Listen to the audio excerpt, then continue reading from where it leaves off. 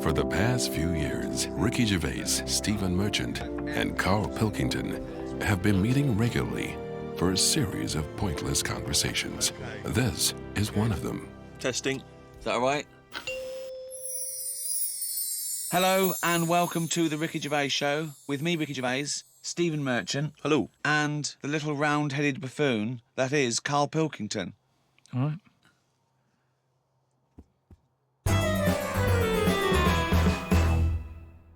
Well, Carl, you are officially a published author, and a copy will go in the British Library. Well, they have to take every rubbish. I think it'll go in the British Library lavatory. From what I understand, it'll be in there with like a collection of like novelty postcards and maybe a Viz compendium.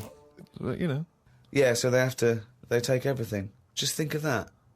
But why do they do this? Why do they think they've got to keep everything? Because we're living in a world now where everything is sort of binnable, and you know we use stuff for what it is. Well, I think you could say that. That's fine. That's fine. There was a sort of poetry to it, but I think he stumbled across that. I don't think it was intentional. Yeah, I mean, I still haven't got over him saying foodage. Do you know what I mean, though? That the world's changed, so why is that rule still hanging around when... Well, it's not a rule. I mean, it's not a rule that, you know, the country's going to, you know, live and die by. It's just that it is seen as a repository for knowledge, for information. And I don't believe any old Joe can wander in there and get one of these books. I think you have to either be a scholar... I think maybe it's open for a brief window for students, but you know, you couldn't just wander in there and see your own book, Carl. You know, there are some books that they have to turn the page for you in gloves, so the amino acids. I hate that. With yours, it won't matter. They just go, it's over there, or they throw it to you. No, it's just that. Or they slide it along the floor. They say, well, I can't give it to you, Carl, because it's propping up this desk. Yeah, they kick it to you and say, put it in the bog when you're finished with it. It's just that thing of being timed, though. I hate it when people go, "Oh, have you read this?" And then I can't read it properly because I'm thinking they're thinking I'm taking ages here. Do you know what I mean? So I have to scan read it. And I go, "Oh, it's good, that." And they go, "What do you think?" And I go, "Oh, about what?" So I hate the fact that someone stood there with gloves on, because that isn't normal, relaxing sort of reading, is it? But it's not. You don't go in to read the Doomsday Book, let's say, in order to just have a relaxing read. You're going in there to study There it. are certain, to say they're professors and scholars and scientists and historians. They don't wander in because it's raining and they go, "What's a good read?" There's not a man wearing white gloves turning the pages of the latest Jackie Collins. No, exactly. Do you have heat? Watching your lips move as you read to see if you should turn the next page. I suppose I shouldn't really feel guilty, because at the end of the day, right, I mean, people always rave about Shakespeare, saying, "Oh, his work was good." But brilliant. At the same time... He'll probably put that on the book when he brings another one out. He'll put your review on it. Yeah. Oh, that was good. Carl Pilkington. But at the same time, you know, like, some people will have a go. I'm ready for people having a go, like that Wendy did about my little films I made. You know, their opinion. And she slammed Carl. No, well, you know, each to their own and that. And, you know, if everyone liked the same thing, I don't know what we'd do, right? Sure. You don't know anything. So all I'm saying is, everybody raves about Shakespeare. When, if you properly looked at what he did, he invented a lot of swearing words, right? Effing and jeffing and that. Now, that was one of his. Well, it's effing and jeffing and effing and jeffing part 2.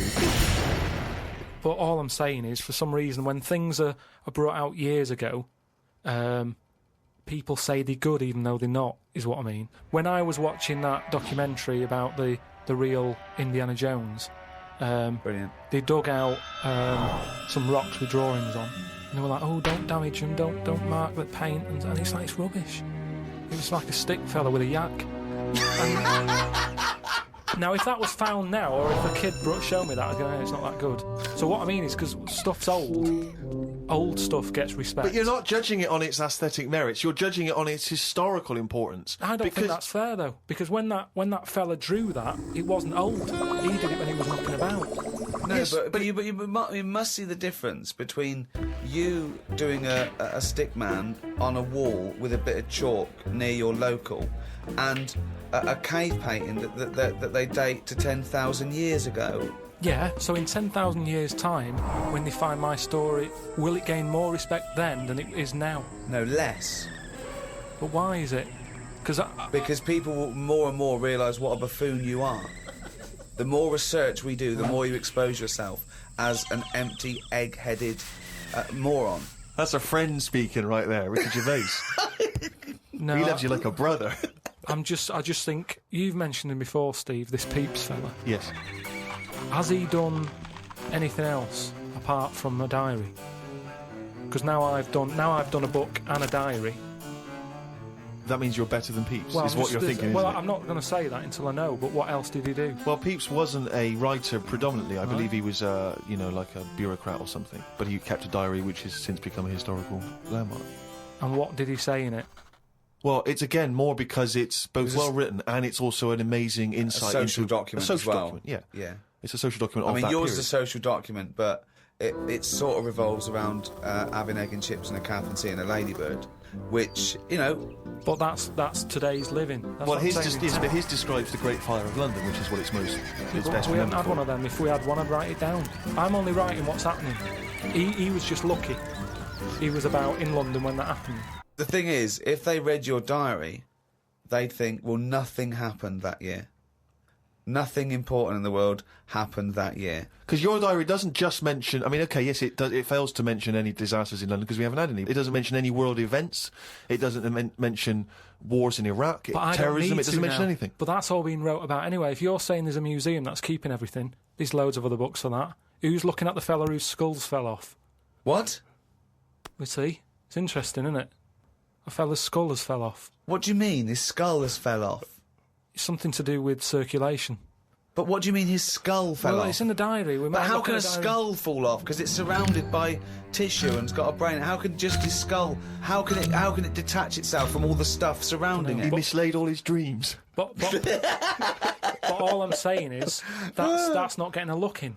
No, because it's not significant or probably true. Carl, you have the same concepts that you worked out and decided that were true at about 10, I think. I look at life like a Box big of chocolates? book, like a big book. Right, okay, yeah. Right? And sometimes you get halfway through it and you go, even though I've been enjoying it, I've had enough. Give us another book. No. Your metaphor, analogy, whatever you're trying to create there, falls down with "let's have another book." Yeah. No. You can either opt out of life or stick with it till the end. You can't go, be someone else now. You can't do that. I know you think you can, and I think in your world you can, you possibly be injected into an old woman's head when you've had enough and you come out a little baby. What I mean is, at the moment, my life, I'm going to live to 74, 75, right? Okay, all right. So, yeah, I'm probably on page... What am I on? A book that's got about 200... This is painful, Steve. This is really painful. Go on, sorry, carry on. I'm on... I say if my book's got 300 pages in it. Yeah. A few pictures and that. It's a picture book. That's the great thing about Carl's life. It's a book for children. It's a pop-up book. And it just, every page he pops in, he goes, All right. I'm probably on, page about 170. Yeah. he's going to die at 74. He's reading a book with a few pictures in with 300 pages and he's on 170. Go on then. So, right, if the book was too thick, right, and there was loads more pages Let me tell you, left- this book is way too thick. Yeah. If the book was more thick, yeah. The book could not be thicker. If there was loads more pages left, I'd go, I can't be bothered reading on. Right. Okay. But you Let him finish the He must analogy. have known that when he saw the book. You don't... Got to finish this analogy, Right. otherwise we're going to be here all night. Listen, he must have known how many pages there were when he got the book out of the library. Yeah, but the way they write books, they're painting pictures more at the beginning, you're going, this is good. And then it gets a bit boring as it goes on, doesn't it? Okay, well that works. So you're saying that you were young... No, it doesn't work. Well, Well, no, you just well, accepted no. that that's what all books are like. No, but there's a little bit of poetry in that because he's actually saying that when he was young, his whole life was ahead of him. He couldn't wait the whole world, the promise that he was given of this world, and now he's a bit jaded and he's more cynical, and he realises that the world hasn't got as much to offer him as he thought it was. Is that what you meant? Yeah. Liar. Actually, Carl, you like sayings, don't you? Got a list here of some of the sayings and phrases that Shakespeare made up, really. In a pickle was his. Yeah. And we know what in a pickle Yeah, we means. know what it means. It's a saying I'd never use. Because when you're in a pickle, it's not something that you would say. No, if you're captured and you're being tortured for information, Yeah. you wouldn't, and you get access to a phone, you wouldn't go, MI5, I'm in a pickle. You'd be screaming, going, You're taking my teeth now. While you've been talking about that, I just was looking on the computer at the Pun of the Day website. Here's a couple that you might like. There was a sign on the lawn at a drug rehab centre that said, keep off the grass. Okay, now if the pun is the lowest form of wit, and let's face it, sarcasm isn't, sarcasm is up there compared to the pun, then the drug pun, I think, is one of the lowest of the low. Oh, people who congratulate themselves on getting drug references. Keep off the grass, will you? Grass, get it? Grass. No, you're smoking the grass, yeah.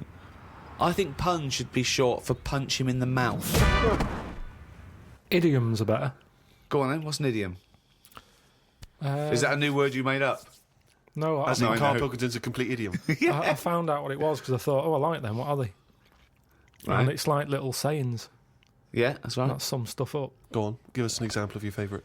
Oh, can I just say one? Talking about sayings, Carl was getting fed up with something. He was fed up with not getting replies from something. He's having a hard time, And I went, oh, the worm has turned. He went, what? I went, the worm has turned. You've Stupid saying, isn't it? No, okay. Tell him why you think that's a stupid saying. Because how do you know when a worm's turned? Of all the creatures that you could flip over and know it's turned, why pick a worm? It's the worst thing they could have picked to express something turning. But you're taking turning literally.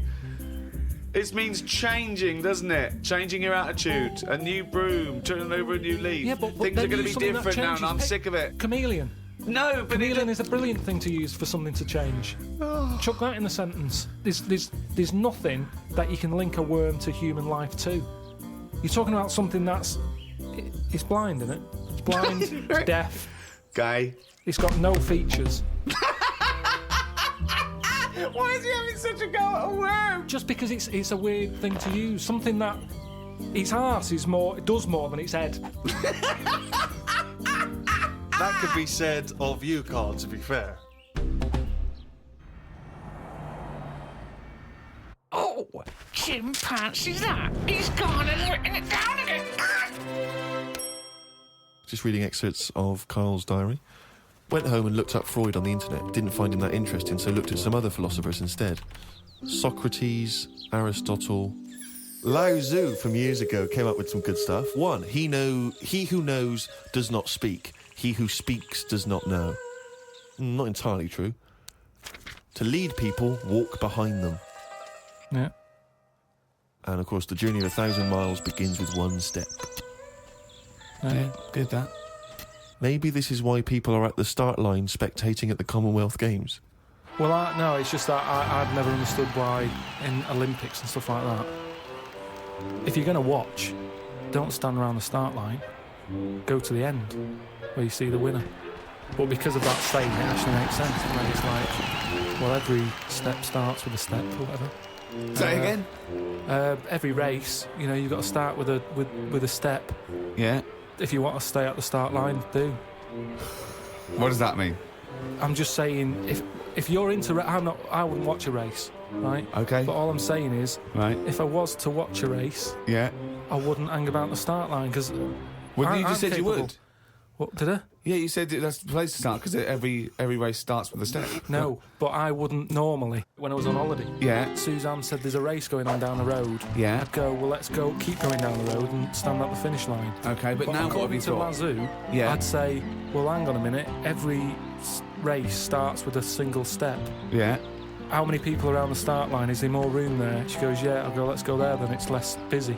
Right. And what would you see there then? I'd see people starting the race, but I wouldn't be that impressed with them because I'd go, well, I don't know if any of these are any good. So would you start at the start or the end then? If it was down to me, I'd just probably stay at the finish line. Okay. So you wouldn't want to see the first step then. So what Not do you think of really. Lazoo now then? I preferred the leading people from behind. Okay. And what would you do to lead someone now then? Well, if you're behind, you don't have to take responsibility, do you? You can go, well, I didn't send you where, you went there. That's not really leading them, though, is it? Yeah, because I've made them think. I've gone, they go, oh, I've just walked into a big hole. I'd go, oh, should have been looking where you're going. I haven't led them in that hole, but they've learnt a lesson. They won't go in a hole again. That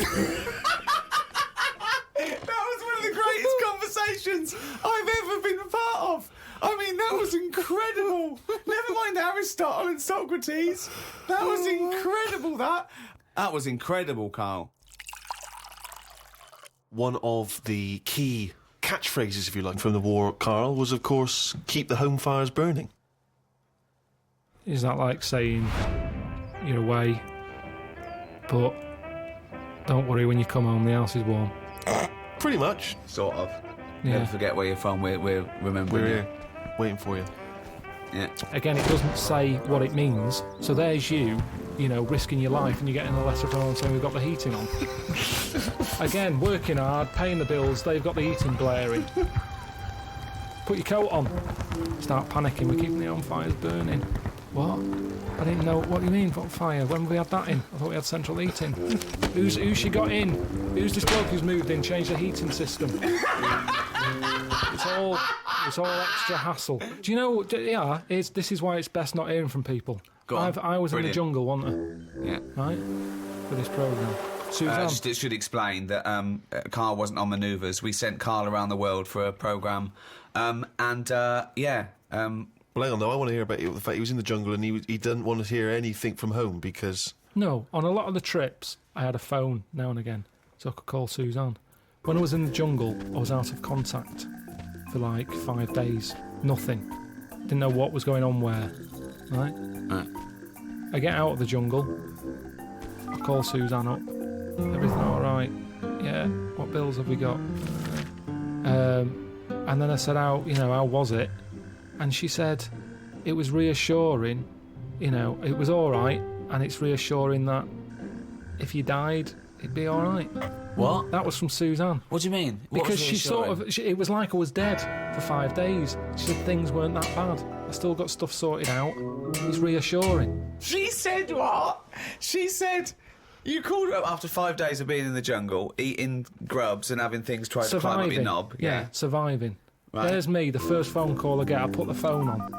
I'm going to call Suzanne, let her know I'm all right. Sorry, you could get the phone calls in the jungle, but you didn't want it. What do you mean you turned the phone? I thought you meant you were... No, it was off because there's no signal. You got out of the jungle. You got I got out of the jungle, right? put the phone on, Yeah.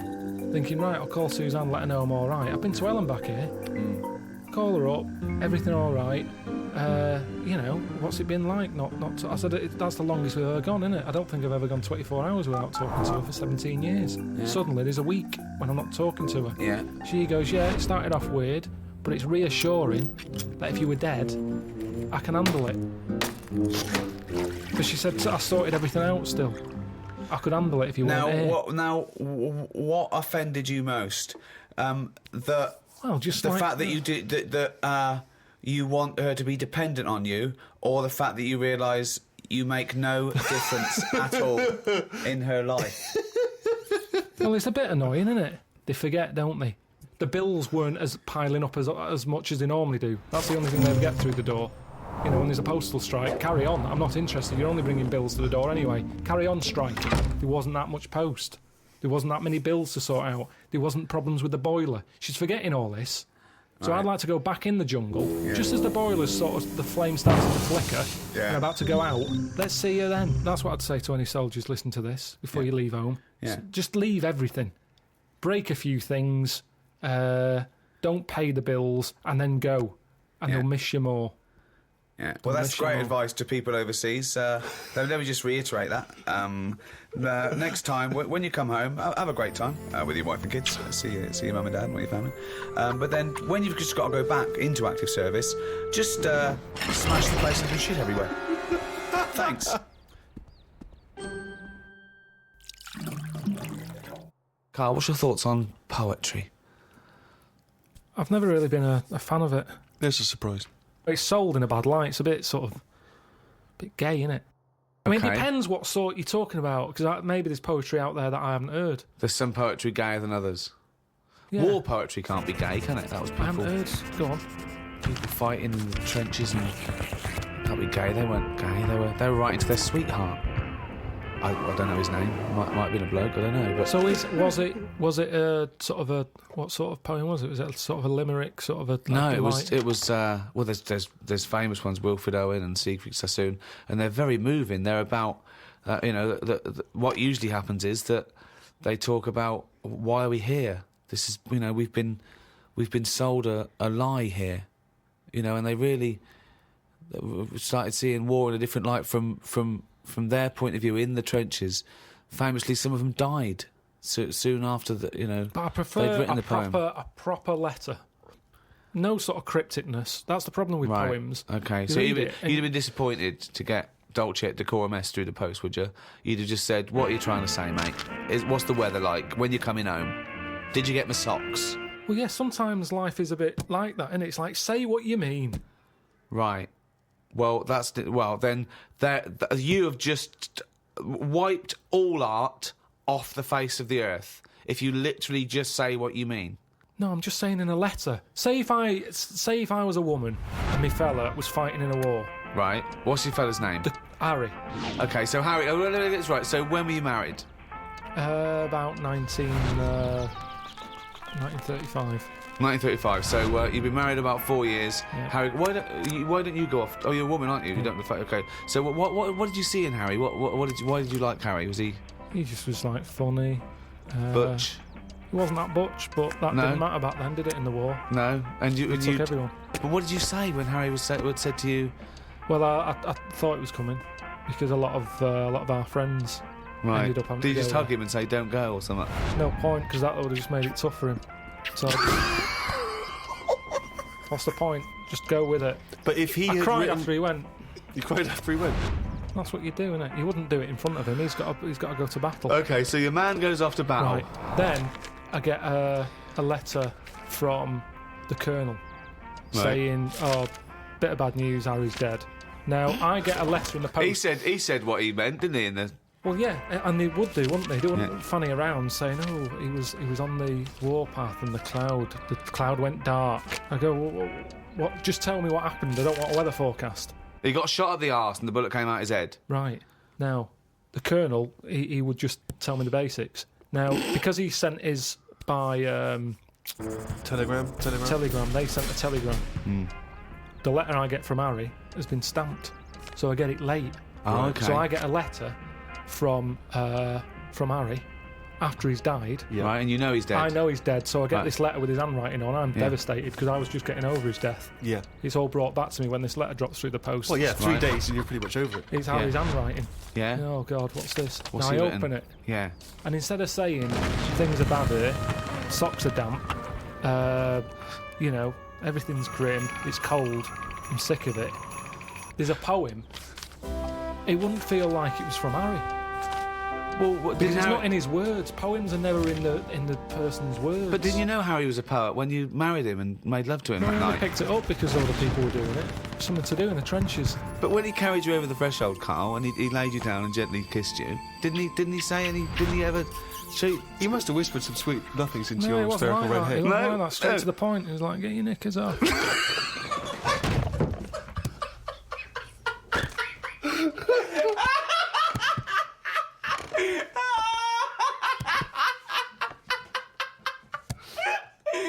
That's one of the weirdest fucking scenarios I've ever heard.